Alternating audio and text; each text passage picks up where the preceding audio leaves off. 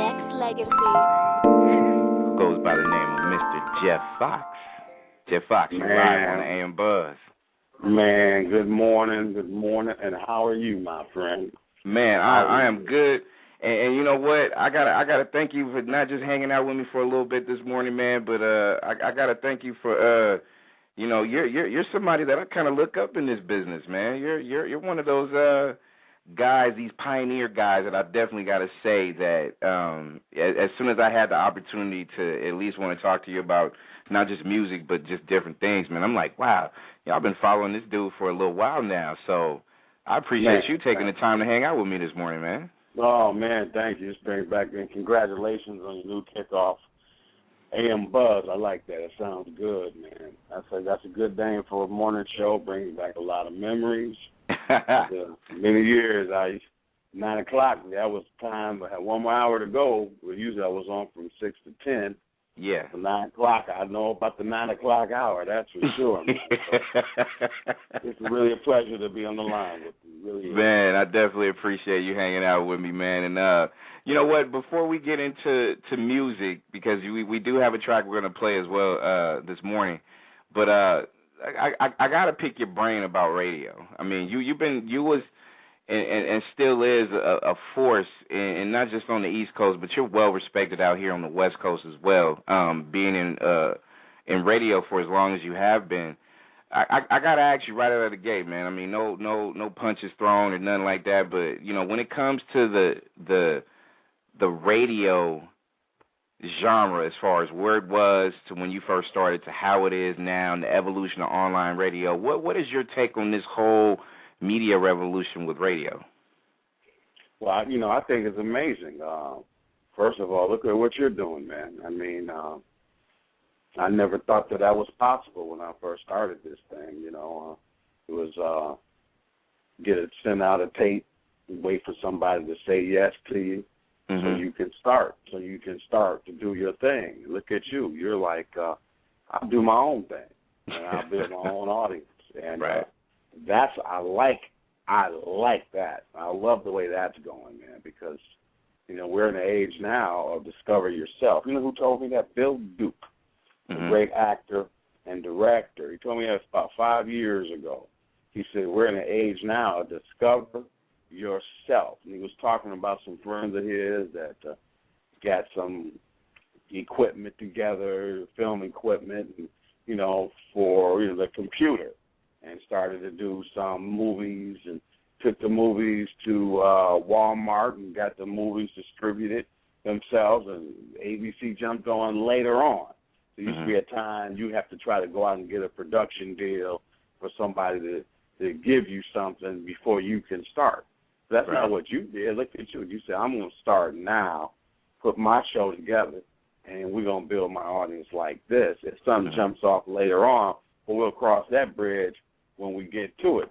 Back in the day, we didn't think that way. We figured, well, if they didn't call us to say we could start talking or be a part of a radio station, then we just couldn't do it. Mm-hmm. And so that was a waste of time, you know what I mean? So I love the way it's going now. The internet is something. I agree. To me, I always used to see it, man, as a blessing and a curse because, of course, we miss those classic days, the golden age, I would say, of radio where, because you were able to break so many different records. You broke De La Soul, and you broke a lot of Public Enemy music.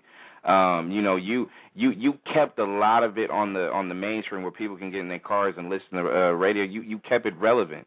Online, it's I know so many people are really, into it as far as iTunes, iPod. People got all this technology, but just the golden age of it was still meaningful to a lot of people for a lot of different reasons.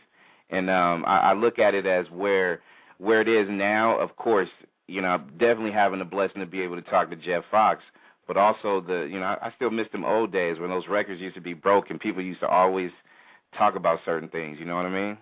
Yeah, but in the old days, it wasn't, if you broke a record, it was you and a lot of other people. You know what I mean?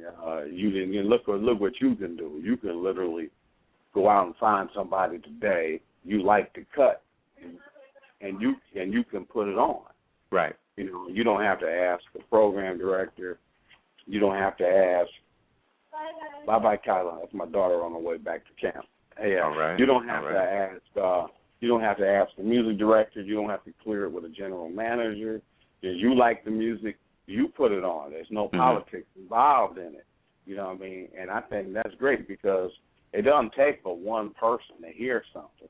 Right. And then another person to hear it, and then it just catches on. It's like a domino effect.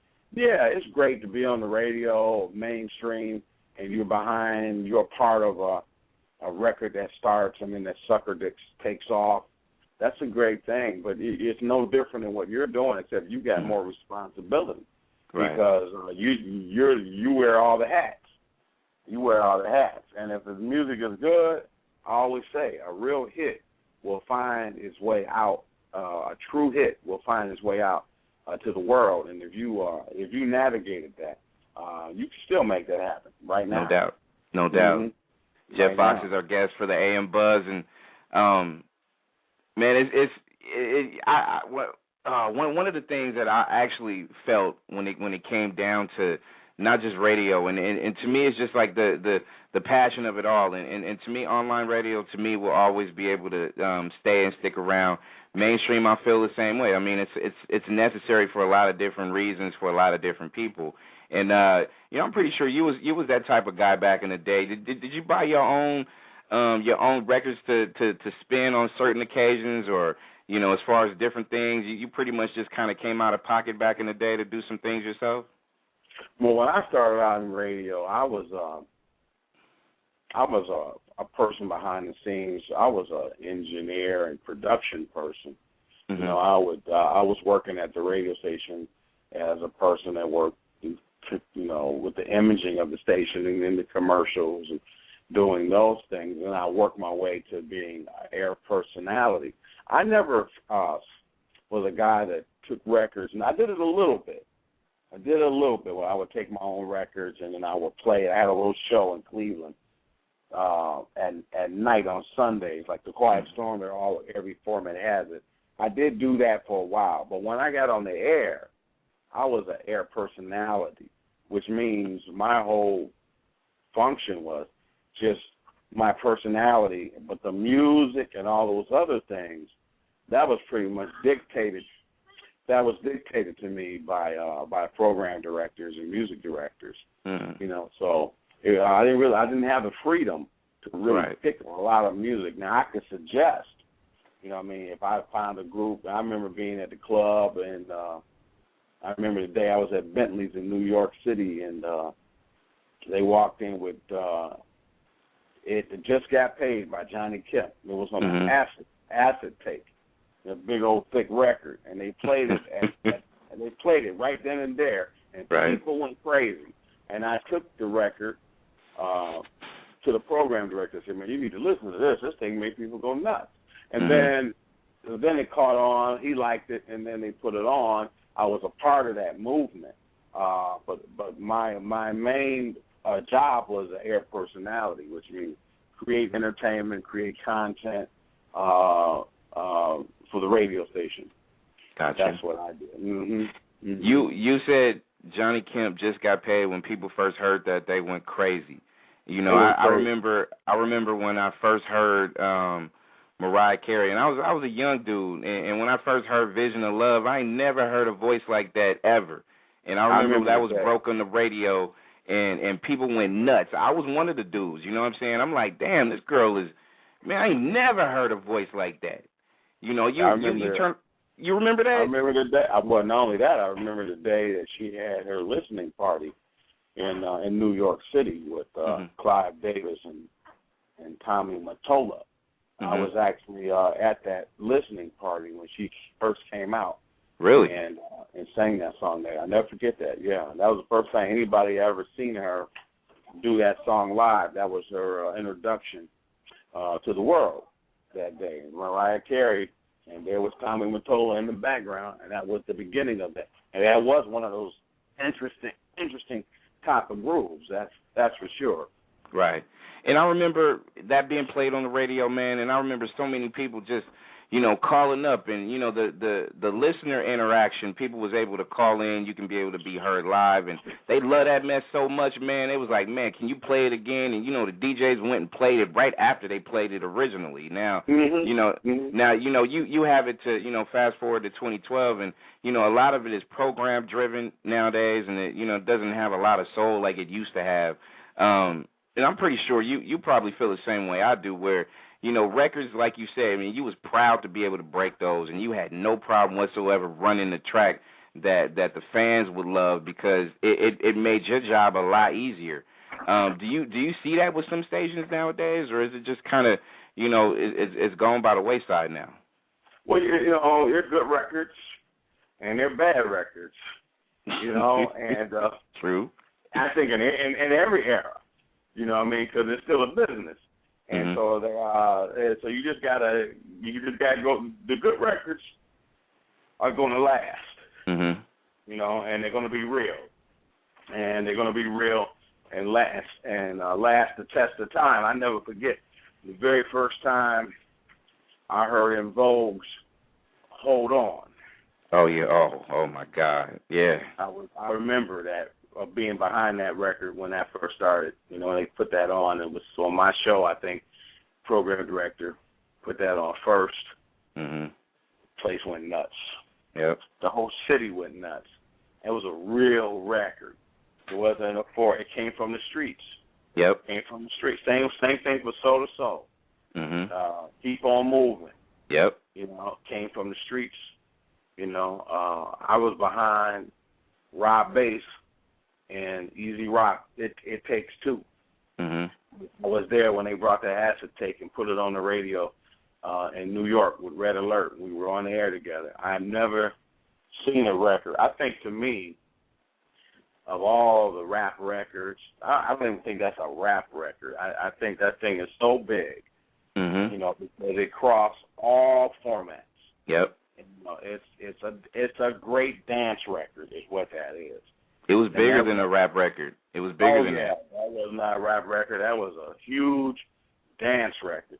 Yep. And it came all over the world. When I saw Rob Bass, I saw him late last year, coming up to BLS one day when I got off.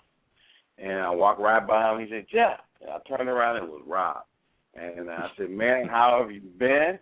And he says, "I've been fine. I've been, touring the world." He has toured the world 8-9 times because of that one. Yes, sir. Record. But that's a real record. Yep. I mean, that record, I don't know what it is about that record. That thing, and it doesn't get old. It doesn't get old. A lot has to do with the sampling. Yep. They chose the right samples, and they put those samples together. The rhyme is fantastic. It's just one of those grooves that come around once in a lifetime. And they made it work, and like you said, to this day, that man is still touring, still doing his thing. And I mean, let's talk about you real quick, man. What's going on with this music I'm hearing that you got going on, bro? What's up with that?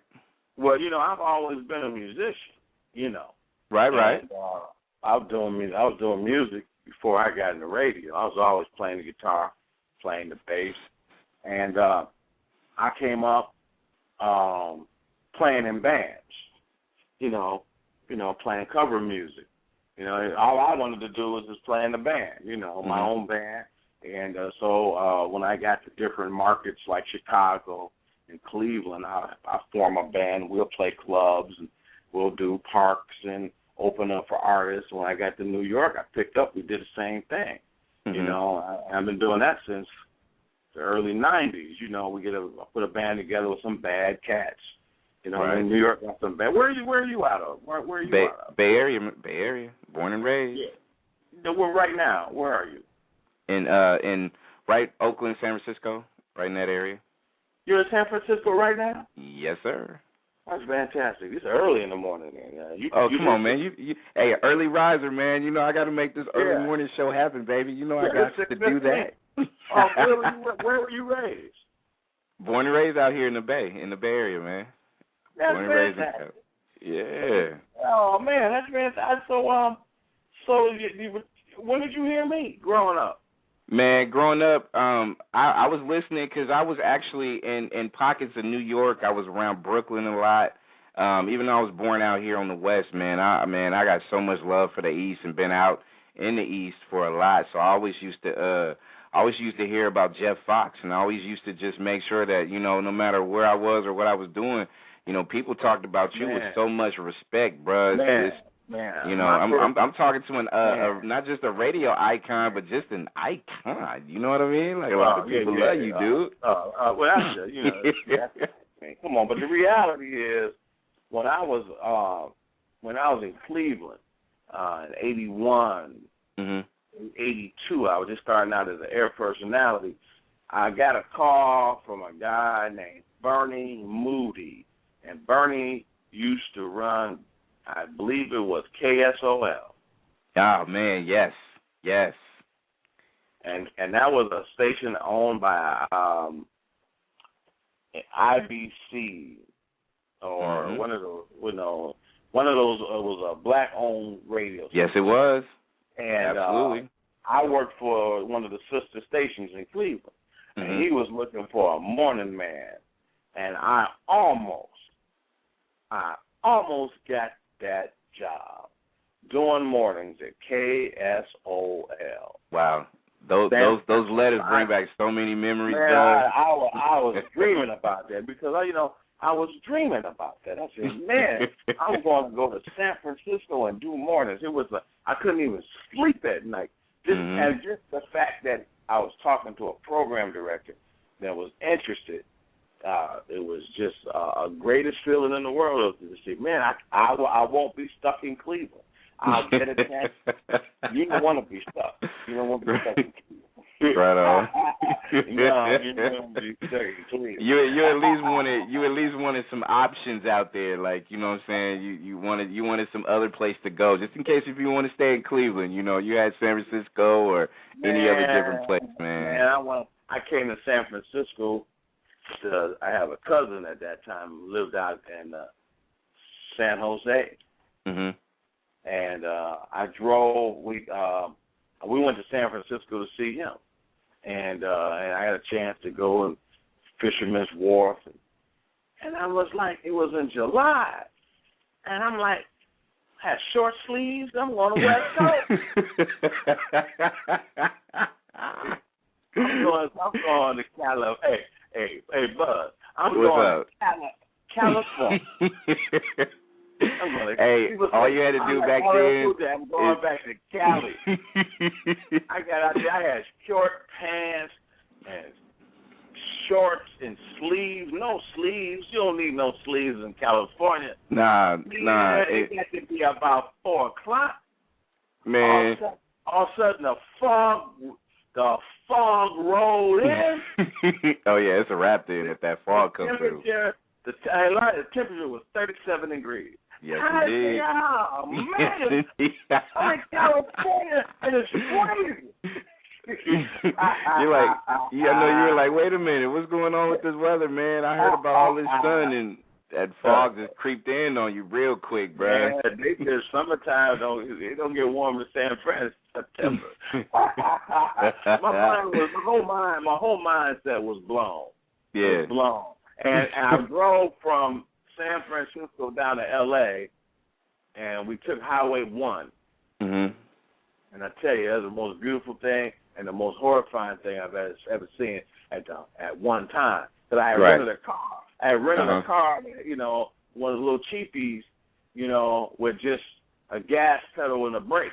Right. And the suckers had me going up and down a mountain. Oh yeah, it ain't, man. If you had them little, yo, Jeff, if you had one of them little buckets in San Francisco, man, that wouldn't have worked, dude. Especially with them hills going up and down and all them narrow streets, man. I felt like Fred Flintstone. I was sticking my foot out the car trying to stop that thing, man. And it had no guardrails. It's like you're going around a mountain and there's no rail. And people that live there, they doing 78 around the mountain. There you go. That's it. The next time I drive there from Stanford to California, I'm taking 5. That's right. That's right. Hey, I'm taking 5. Jeff Foxx is our guest right here on the AM Buzz, and man, we got this song called "Pockets I Want to Run." And then if you don't mind, after we play that track, come back, ask a couple more questions and stuff like that, because you know we are. I gotta tell you about this cut, man. You gotta let that cut fly. You gotta let it Absolutely, fly. absolutely. Tell me about the track. This track, like I was saying, I'm a fast forward. You know, I've been a bass player all my life, and when I started to put, you know, music together, I've always been, you know, I had the equipment at the house, you know, back in the day when you Tascam 4-track player, you throw the cassette in, you got 4 tracks. I thought that was one of the most amazing pieces of equipment ever. Back in the late 80s, you could buy a Tascam 4-track recorder, you know, about as big as a telephone book. You throw a cassette in there, you got 4 tracks, and you plug your guitar in, and you put your drum machine in, and you can carry it in your arm, and then you can bounce it. You can bounce it now. You got 3 more tracks. So I used to make all these songs, man. But, you know, they weren't studio quality. They were blueprints. Right. And this is my song, this and that. And I'll make these great songs to me. They're my songs, you know. And then I say, wow, I can't believe I made a song, you know. Really, you know, I said, man, I see that stuff in your mind. But back in those days, if you wanted to make a song, you had to go to a real recording studio and pay somebody for studio time to make a song, you know, or you just put it on a tape recorder, just different parts. But with a little 4-track recorder, you could make a real great simulation. And, well, to me, it was more than simulation. So that is the song. Anyway, I'll make all these songs and I'll throw them in a box. Ain't got nobody hearing me because they ain't sound right. They ain't sound right. You know what I mean? You ain't want nobody laughing at your music. You know what I mean? True. That's true. And then about 2008, I just said, you know what? I got all these great songs, man. I'm gonna go ahead and produce these songs. So my first project came out in 2008. I produced all those songs, and then this project, Pocket, I did a little differently because my first project people had Pro Tools, and they would produce the stuff on Pro Tools at their house. And nowadays, you don't need to go to a real recording studio. You just go to somebody's Pro Tools in their house or their back room or in their phone. They got it set up. That's all. If you got the app, if you got the computer, and you got the Pro Tools and a few more other effects, you got a studio. You just got to kind of know how to do that, you know, and they're going to still charge you. And so they charge me. They charge me. They help me put these songs. I was watching them push the buttons, and I said, well, you know, when you're taking my money, I can push my own buttons. So I can push these buttons. You know, I can push these. And I can push these buttons, man. And so, I brought the Apple iMac, and I got Logic because I asked a lot of questions. Is it Logic or is it going to be Pro Tools? I brought Logic, and I went down to the Apple store. I took some lessons. I watched the tutorials that they have on YouTube. That's great stuff. That's great stuff. And I'm pushing my own stuff. And that way you don't have to ask nobody. Can I come over to your house? Or you don't have to worry about leaving because, or they ain't there yet, or you know, whatever, because you at your own house pushing your buttons. But when you push these buttons, you pushing them for real. That's right. That's right. I'm laying the track. I mean, this is not a blueprint. This is not a simulation. I'm laying the track down for real, which means when I get finished laying this down and tightening it up and relaying it, you know, it's gonna be on the AM Buzz. There you go. There you go. It's going from my house to your house. You see? And so I'm sitting there at 2 or 3 o'clock in the morning. Now the creative juices are flowing, and I say, man, why don't you take a chance and do something different? A lot of times you go down the line and you just tell the same story, or you follow the rules. Well, this is supposed to be break the rules. That's right. This is supposed to be out of the box. There's nobody, over your shoulders now, Jeff. You wanted to be on your own. Well, then go ahead and do something different. Exactly. And that's where Pocket came from. I said, you know what? I'm a bass player. I want to tell a story. and I want to do a bass track with the bass guitar out front, how funky it can be, and tell the story. And I'm an announcer, and so I said I'm gonna talk this story at the same. I'm gonna play and I'm gonna talk at the same time. Now the juices are flowing because right. I was had all these bass players I used to listen to. From James Jamerson, who was Motown's bass player. All those great Motown, James Jamerson, or you go Donny Hathaway. Willie Weeks. If you ever get Donny Hathaway live from the bottom line, and Willie Weeks is doing the solo for Everything is Everything, is one of the greatest solos. It's of all time. It's bad. That's Willie Weeks. And if you want to hear what Stevie Wonder used to play down with Big Nate Watts, you know. And so some of these guys are known, some of them are not known. You know Stanley Clarke, you know Larry Graham. They famous. But there's a lot of bass players you may not know. Exactly. That had everybody grooving. So I wanted to acknowledge them as I was funking. Then I took it a step further. I said, hold it. If I'm going to go ahead and do a bass player tribute, I better get some bass players on the track. Right. That go ahead and do the solos. I do my solo, and then I bring in this guy, and I bring in that guy. So it's a funk improvisation track that is filled with all kind of spontaneity. And so I got Stanley Banks on the track. Now Stanley Banks, he's George Benson's bass player. Absolutely. To this day, Stanley Banks is out there. They're in Europe right now playing music. Stanley been with George 25 years. Man, a long time. That's a lot of history attached to that, man. He's on the track doing his thing. And then you got Barry Son John Johnson. Now, this boy is bad. He's like one of the fathers of the funk slap bass. He played for Chic.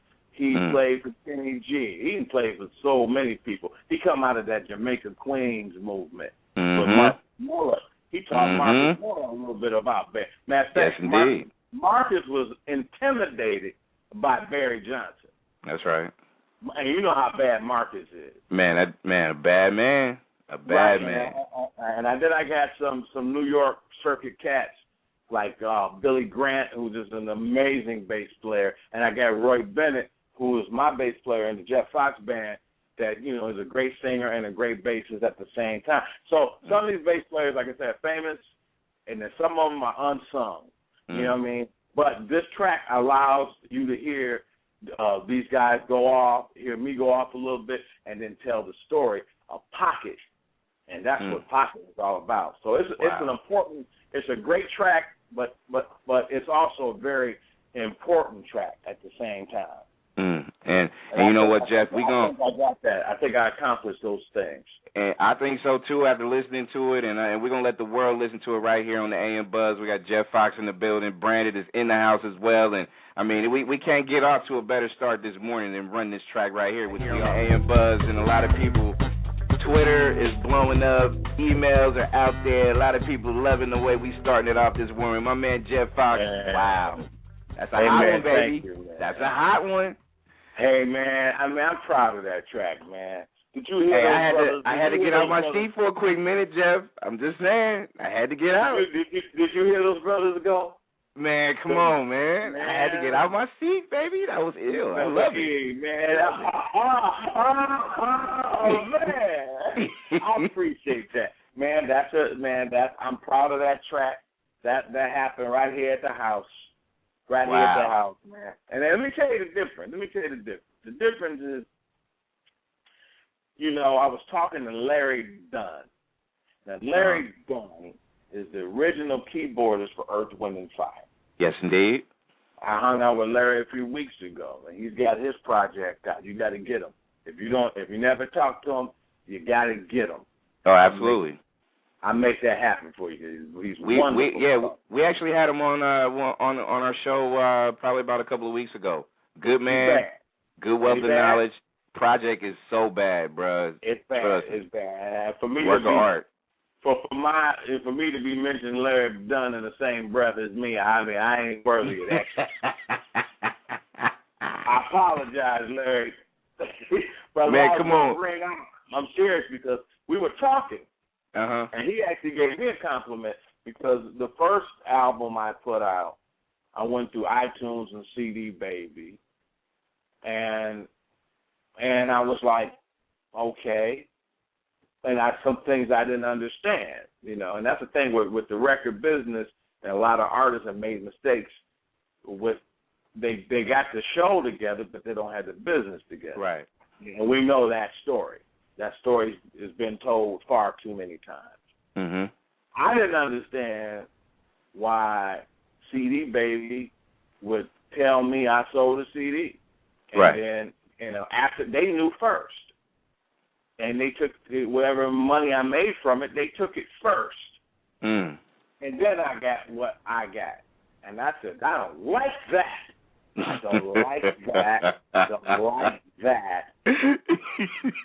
Something wrong with that picture. Right. What did Martin Lawrence say in the movie? He did the basketball movie Rebound. He says when your dump shots like that. I don't like that.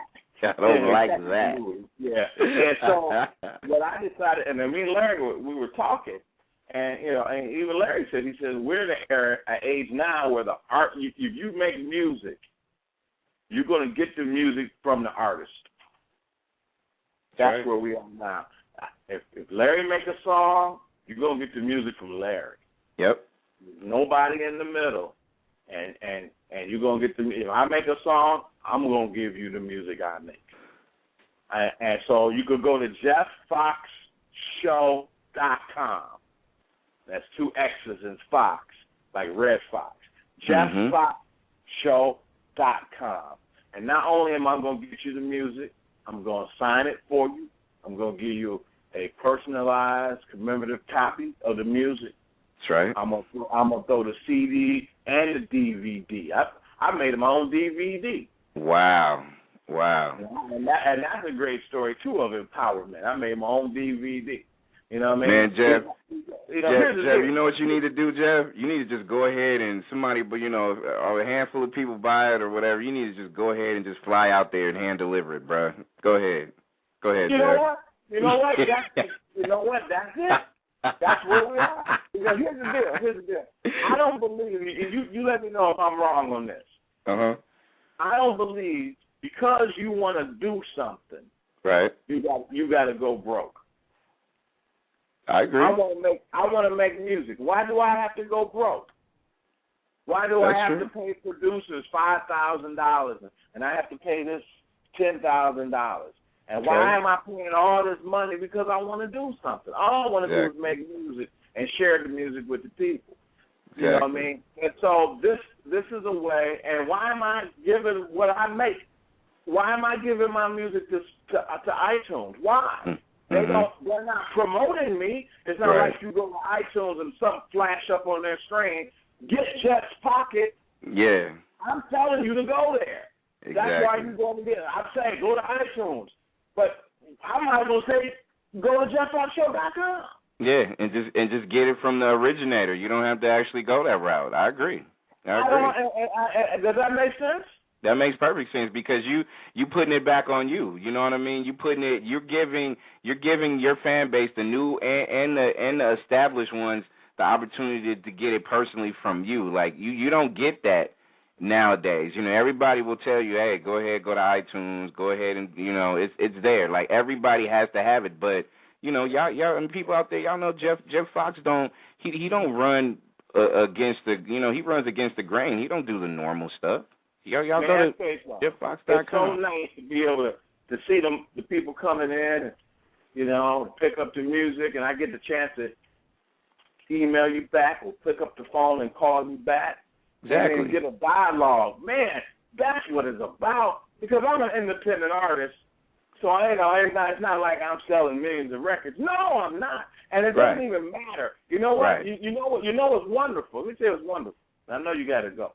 What's wonderful is to have an opportunity to talk to you. You clear across the country. Yes, sir. You clear across the country, and you play pocket. You know about it. That alone, you know about it. That alone makes all the difference in the world. And Jeff, that could be stuck in my basement in that box I was telling you about. Amen to that. Amen to that. And not only that, Jeff, we got so many people out here in Japan, overseas. We got a lot of overseas love. We got a lot of love being shown, not just this morning, but just in general. And then a lot of people that's never heard of anything Jeff Foxx music, they're like, man, I need to go to his .com to go get that. Yeah, so that's a beautiful thing. That's a beautiful thing. And I got the first one. The first one. Oh, if you ever hear the first one, then the first one is the complete album. That one's hot too. There's some stuff on that, and that is on iTunes, and that is on CD Baby because that's the route I went. But I still got that at the house too.